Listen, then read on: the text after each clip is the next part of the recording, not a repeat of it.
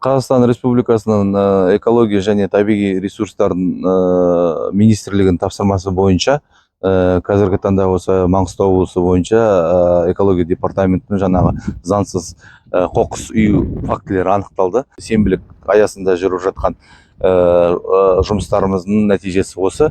Негізінен алғанда осы қалалық әкімшіліктен бөлінген 8 машина, 8 грузовой машина, бір погрузчикпенен қазіргі таңда осы заңсыз үйілген қоқыс фактілерін жаңағы мусорлерін жаңағы алып жатқан жұмысымыз бар. Бұл жерде енді қарап отырсақ, заңсыз үйілген қоқыстың где-то шамамен бір 30-35 тоннадай бар деп ойлаймын.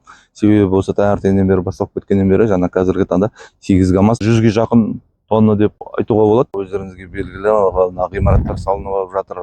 Жаңағы бұл негізінен тиесілі осы компаниялар, құрылыс компаниялары, яғни бұлар өздерінің аумақтарындағы жаңағы мына қоқыстардың бәрін өздері шығарып неге полигонға барып тапсыру керек. Қазіргі таңда осы негізінен осы заңсыз қоқыс фактілерін анықтаған кезде сәуір айында мысалы айтатын болсақ, инспекторлардың арқасында 6-7 заңсыз қоқыстарды төгіп жатқан жерінен ұсталды. Оның бәрін осы инспекторлар мен жаңағы құқық қорғау органдарының 565-ші жаңағы бабына сәйкес айыппұлдар төленіп жатыр.